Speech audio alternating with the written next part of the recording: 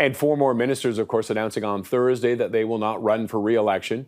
Marie-Claude Bibeau, Carla Qualtrough, Dan Vandel, and Philomena Tassi, all elected in 2015, say they are calling it quits. Context of having this caucus revolt, but at the same time, this is the time when MPs and parliamentarians have to decide whether or not they're going to run in the next election.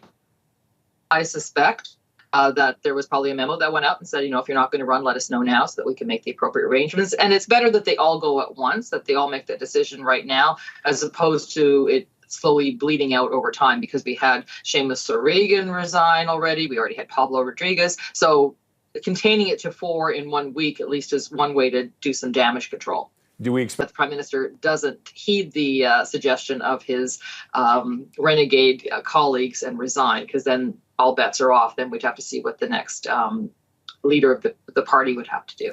And with the shuffle that we'll likely see with these 4 MPs that are, and 4 cabinet ministers that are not running again, how big of a shuffle do you think this will be?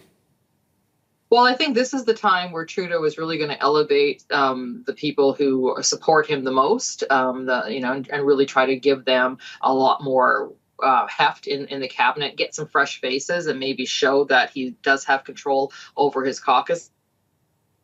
Ultimately, though, I don't think there are going to be major movements. I think it would be quite outrageous at this point, given his statements over the summer that, for example, if he were to replace the finance minister, I think that would really signal that he no longer has confidence in her, but equally he, lose.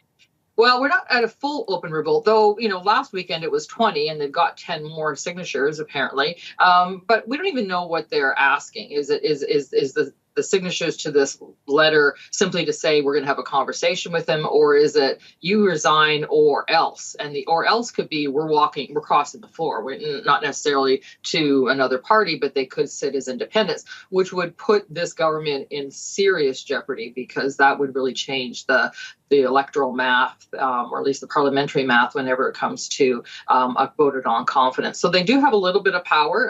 He really does have to listen to them this time around, as opposed to earlier in the year where he was sort of doing those one-on-one conversations. I think, one of their big asks was to ensure that they had a new campaign director. And it is interesting that as soon as the news of this broke last week, they made that as their first announcement. Will that be enough? I don't think so. I think that these MPs, most notably from Atlantic Canada and from Ontario, are... Lydia Miljan is a political analyst at the University of Windsor.